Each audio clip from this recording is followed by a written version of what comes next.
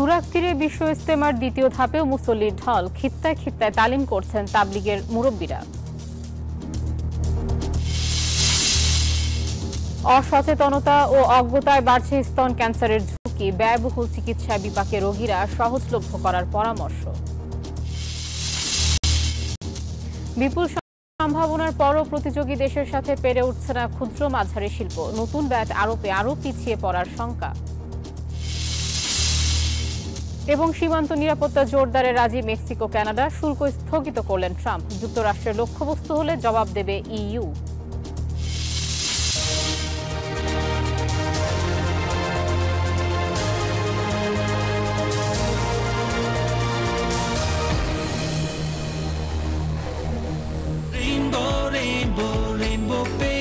Rainbow Paints, the color of joy.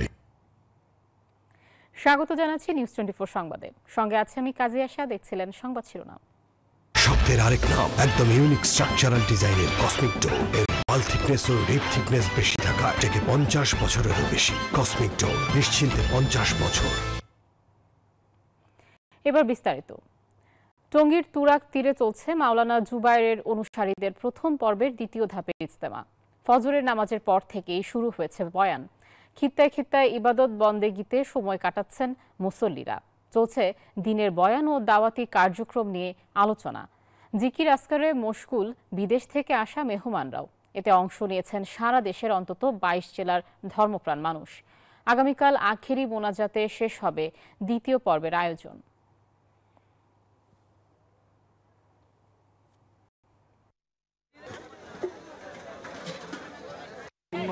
যে বড় ইস্তেমার মধ্যে শরীক হইতে পারছি, এর জন্য আল্লাহর কাছে কামনা করি যে আল্লাহ আমাদেরকে সুস্থ রাখে, ভালো রাখে। এর জন্য এখানে জামাতের সাথে শরীক হচ্ছি। দিনের তাকাতে পুরো করার জন্য সৎ কাজের আদেশ এবং অসৎ কাজের নিষেধের উপরে যে বর্ণনা বা যে ব্যাখ্যা এখানে প্রদান করা হয়েছে, আল্লাহ রাব্বুল ইজ্জত এগুলো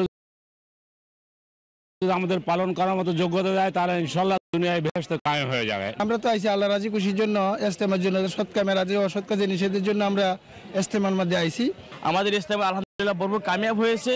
আমাদের হাতিরা সুন্দরভাবে বয়ান শুনতেছে এবং আমাদের বড়রা যে নির্দেশনা দিচ্ছে, আমরা নির্দেশনা শুনে আমরা আল্লাহ রাস্তায় বের হওয়ার জন্য তৈরি হইতেছি। দর্শক, এই বিষয়ে আরও জানাতে ইজতেমা ময়দান থেকে যুক্ত হচ্ছেন সহকর্মীরা। শুরুতেই যাচ্ছি নাজমুল হুদার কাছে। নাজমুল, সকাল তো শুরু হয়েছে, এ পর্বে মুসল্লি উপস্থিতি কেমন দেখছেন?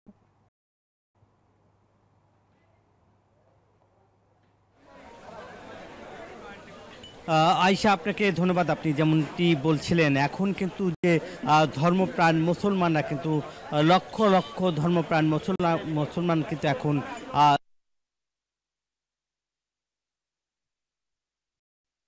যে ধর্মপ্রাণ মুসলমানরা কিন্তু এখানে রয়েছে এবং তারা কিন্তু আসতে শুরু করেছে এবং মুসলমানরা কিন্তু এখানে রয়েছে এবং তারা কিন্তু আসতে শুরু করেছে এবং একই সামিয়ানার নিচেই আপনারা দেখতেই পাচ্ছেন যে এভাবে আসলে তাশকিল করা হচ্ছে এবং আমবয়ানটা আসলে শোনা যাচ্ছিলেন এবং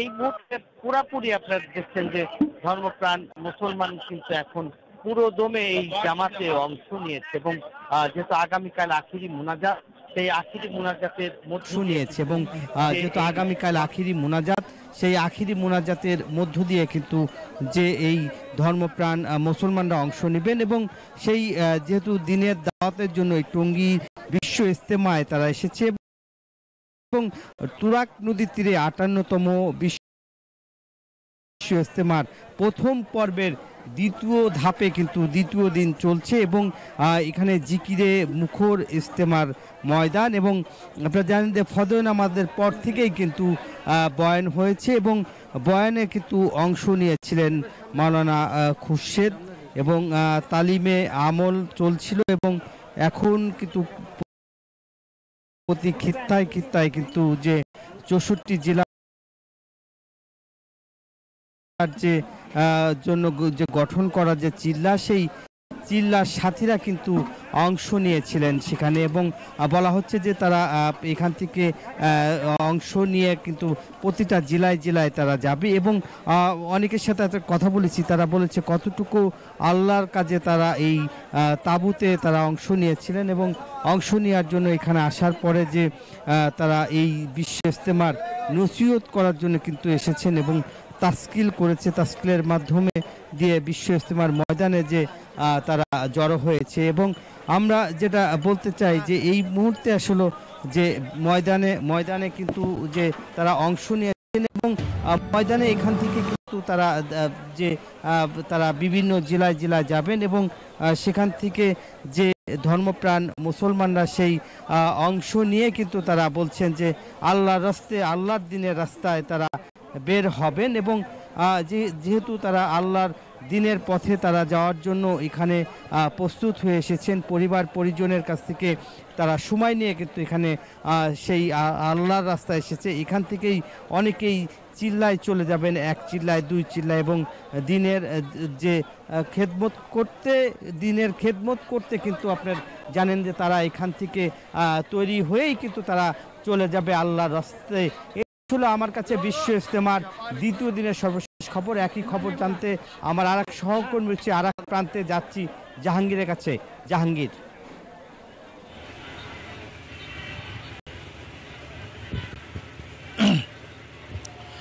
ধন্যবাদ নাজমুল, আপনি আসলে যেমনটি বলছিলেন গাজীপুরের টুঙ্গীর তুরাগ নদীর তীরে বিশ্ব ইজতেমার দ্বিতীয় ধাপের যে ইজতেমা সেটি কিন্তু চলছে এবং সকালে ফজরের নামাজের পর থেকে কিন্তু আমবয়ান চলছে। আমবয়ানের পর কিন্তু বিভিন্ন খিত্তায় তালিম চলছে এবং কাল কিন্তু 11টার মধ্যেই যে এবারের দ্বিতীয় ধাপের যে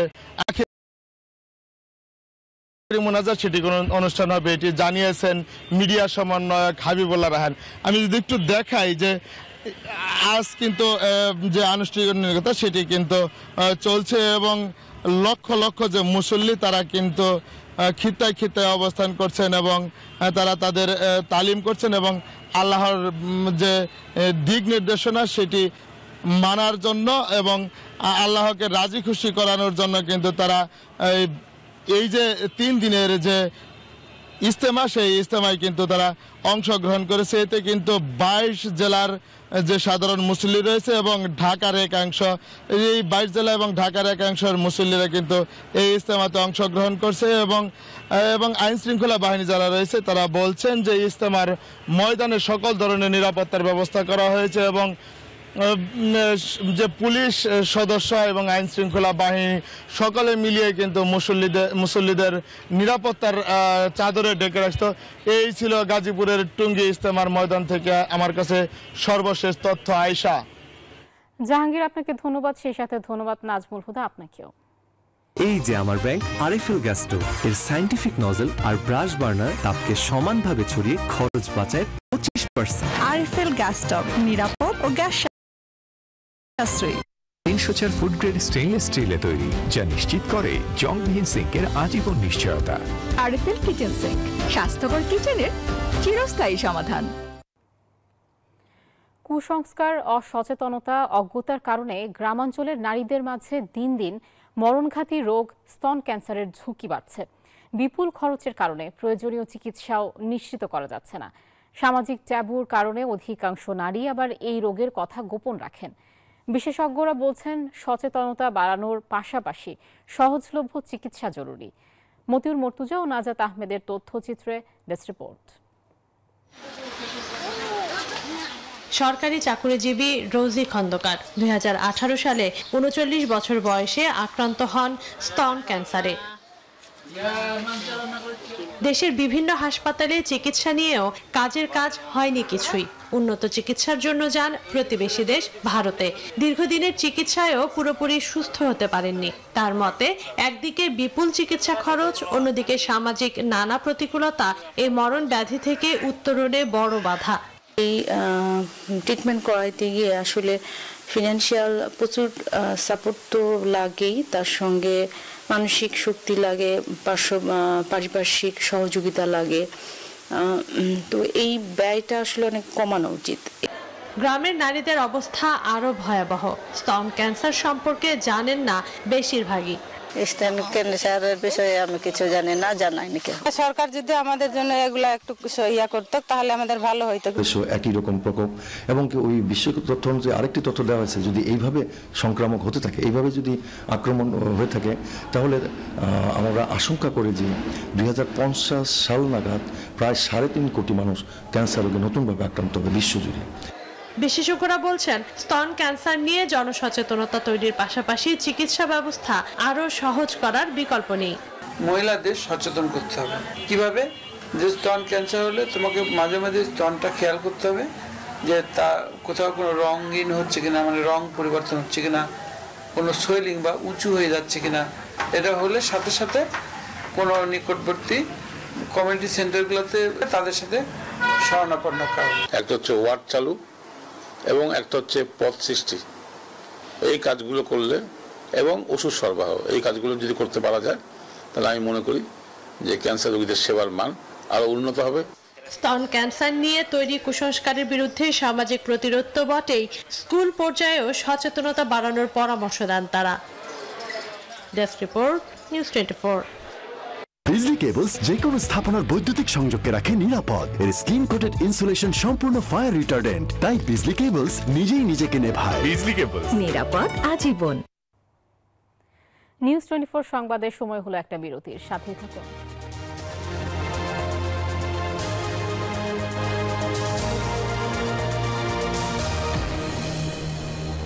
এলো instant milk powder happy cow, যেমন সাশ্রয়ী তেমনি পুষ্টিগুণে ভরপুর। আর এটা নিউজিল্যান্ডের গরুর দুধ। হ্যাপি কাউ, গরুর দুধের স্বাদ সবাই পাক।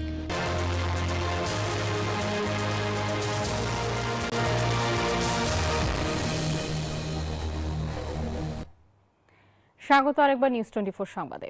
এবার অর্থ বাণিজ্য সংবাদ।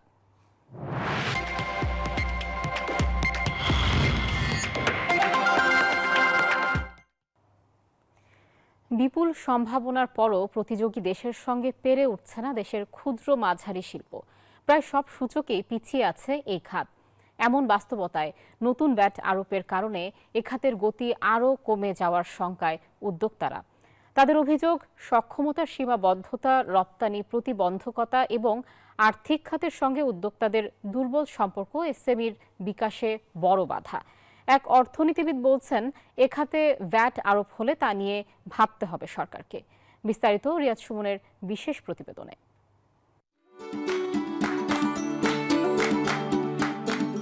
ক্ষুদ্র মাঝারি শিল্প বা এসএমই খাতে প্রত্যক্ষ ও পরোক্ষভাবে কর্মসংস্থান রয়েছে দেশের প্রায় 2.5 কোটি মানুষের। বলা হয় অর্থনীতির চালিকা শক্তি এসএমই শিল্প। তবে প্রত্যাশা অনুপাতে এই সম্ভাবনাকে পুরোপুরি কাজে লাগানো যায়নি এখনো।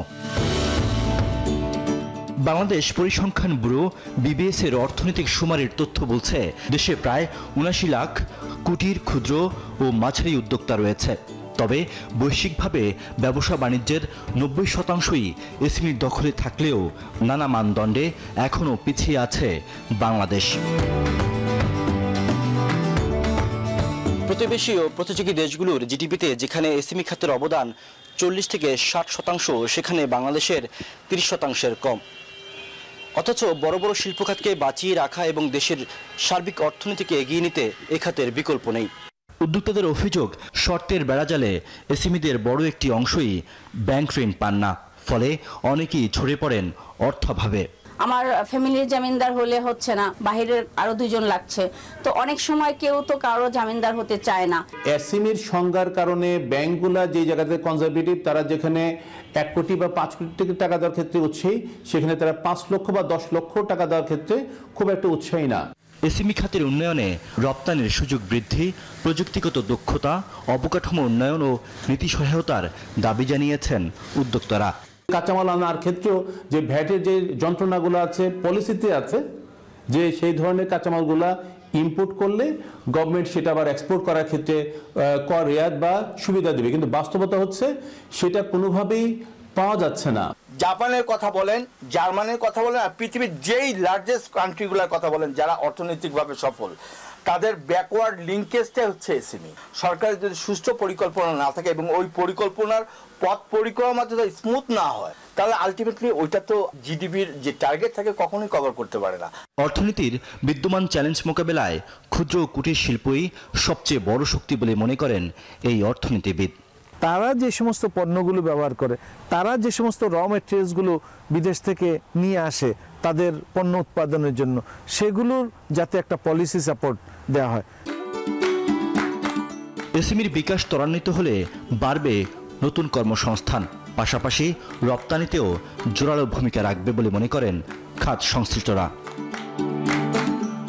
রিয়াদ সুমন, নিউজ 24, ঢাকা।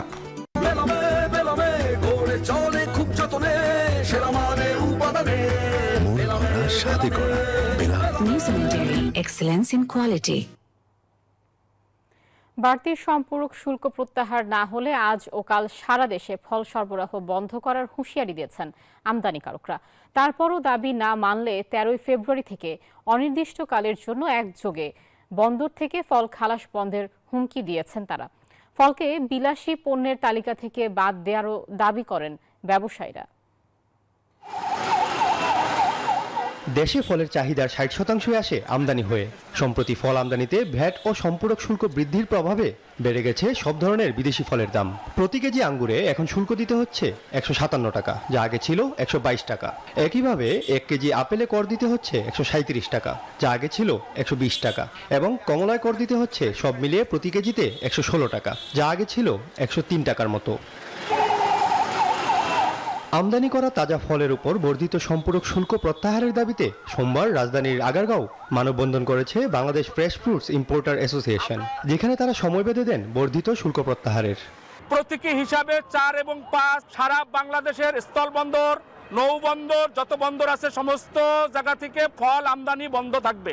যদি এর মধ্যে সরকার আমাদের কথা না শুনে, আমাদের কাছে না আসে, আমাদের কথা না শুনে, আমাদের প্রতি সহানুভূতি না দেখায়, 13 ফেব্রুয়ারি থেকে আমরা অনির্দিষ্টকালের জন্য মাল ডেলিভারি বন্ধ করে দিব। রমজানে বাজার স্থিতিশীল রাখতে ফলকে বিলাসী পণ্যের তালিকা থেকে বাদ দেওয়ার আহ্বান জানান ব্যবসায়ীরা। সবকিছু মিলে 138% মতন আমাদের ট্যাক্স দিতে হয়।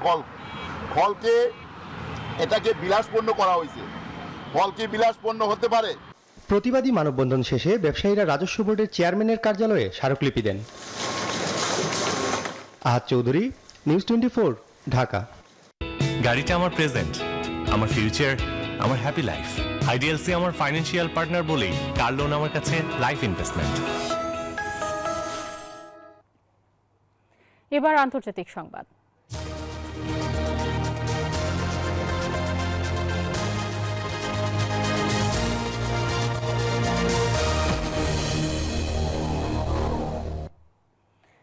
মেক্সিকো ও কানাডার পণ্যের শুল্ক আরোপ 1 মাসের জন্য স্থগিত করেছেন মার্কিন প্রেসিডেন্ট ডোনাল্ড ট্রাম্প। সীমান্ত নিরাপত্তা জোরদার এবং মাদক পাচার বন্ধে ব্যবস্থা নিতে মেক্সিকো ও কানাডা সম্মত হওয়ায় এই সিদ্ধান্ত নিয়েছেন তিনি। এদিকে ইউরোপীয় ইউনিয়ন জানিয়েছে তাদেরকে যুক্তরাষ্ট্র অন্যায্যভাবে লক্ষ্যবস্তুতে পরিণত করলে দৃঢ় প্রতিক্রিয়া জানাবে তারাও। মঙ্গলবার থেকেই মেক্সিকো কানাডার উপর 25% ও চীনের ওপর 10% শুল্ক আরোপ কার্যকর করার নির্বাহী আদেশ জারি করেছিলেন মার্কিন প্রেসিডেন্ট ডোনাল্ড ট্রাম্প। পরবর্তীতে মেক্সিকো কানাডার নেতাদের সাথে ফোন আলাপে সমঝোতা হলে নতুন করে শুল্ক আরোপ স্থগিতের সিদ্ধান্ত নেন। ট্রাম্প জানান, মেক্সিকোর প্রেসিডেন্ট ক্লডিয়া শেনবাউমের সঙ্গে খুবই গুরুত্বপূর্ণ আলোচনা হয়েছে। অবৈধ অভিবাসী ও মাদক পাচার ঠেকাতে যুক্তরাষ্ট্র মেক্সিকো সীমান্তে 10,000 সেনা পাঠাতে রাজি হয়েছে মেক্সিকো। আর উত্তর সীমান্তের নিরাপত্তা নিশ্চিত করতে রাজি হয়েছেন কানাডার বিদায়ী প্রধানমন্ত্রী জাস্টিন ট্রুডো। ফেনটানিলের মতো ক্ষতিকর মাদক পাচার বন্ধের আশ্বাস দিয়েছেন তিনি। এরই মধ্যে ইউক্রেনের রুশ আগ্রাসন এবং ট্রাম্পের নীতি ইউরোপকে নিজেদের ভৌত ও অর্থনৈতিক নিরাপত্তার জন্য আরও বেশি দায়িত্ব নেয়ার দিকে ঠেলে দিচ্ছে, এমনটাই মন্তব্য করলেন ফরাসি প্রেসিডেন্ট ইমানুয়েল ম্যাক্রো। কয়েকটি বিষয়ের মধ্যে একটি হচ্ছে ট্রাম্পের নীতি, যা ইইউকে অন্যদের উপর নির্ভরশীলতা কমানোর দিকে ঠেলে দিচ্ছে। করোনা মহামারী এবং ইউক্রেনের রুশ আগ্রাসন ছিল ইইউ এর জন্য জেগে ওঠার সময়। এদিকে ইউরোপীয় কমিশনের president Ursula von der Leyen সোমবার জানিয়েছেন যুক্তরাষ্ট্রের সাথে একটি গঠনমূলক সংলাপ চায় ইউরোপীয় ইউনিয়ন। তবে ট্রাম্প প্রশাসন অন্যায়ভাবে ইউকে লক্ষ্যবস্তু করলে দৃঢ়ভাবে প্রতিক্রিয়া জানাবে তারা। Desk report, news 24। মার্কিন সামরিক বাহিনীর একটি বিমানে করে ভারতীয় অভিবাসীদেরকে যুক্তরাষ্ট্র থেকে ফেরত পাঠানো হচ্ছে। একজন মার্কিন কর্মকর্তার বরাতে তথ্য দিয়েছে রয়টার্স। সংবাদ মাধ্যমটির প্রতিবেদনে বলা হয়, যুক্তরাষ্ট্র থেকে অবৈধ অভিবাসীদের ফেরত পাঠানোর ক্ষেত্রে ওয়াশিংটন যে পদক্ষেপ নিয়েছে সেক্ষেত্রে সামরিক বাহিনীর সহযোগিতা নিচ্ছেন প্রেসিডেন্ট ডোনাল্ড ট্রাম্প। সামরিক বাহিনীর C-17 বিমানে করে অভিবাসীদের একটি ফ্লাইট ভারত রওনা দিয়েছে, যেটির পৌঁছতে সময় লাগবে 24 ঘন্টা।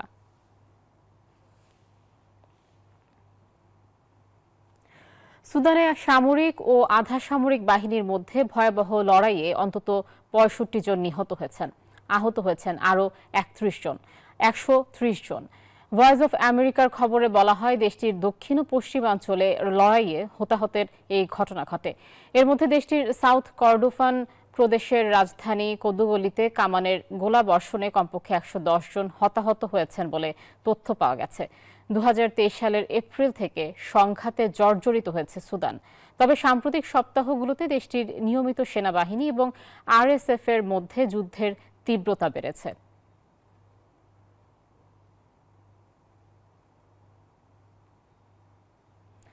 আর এই ছিল নিউজ 24 সংবাদে। আরও সংবাদ ও বিশ্লেষণ জানতে ভিজিট করুন নিউজ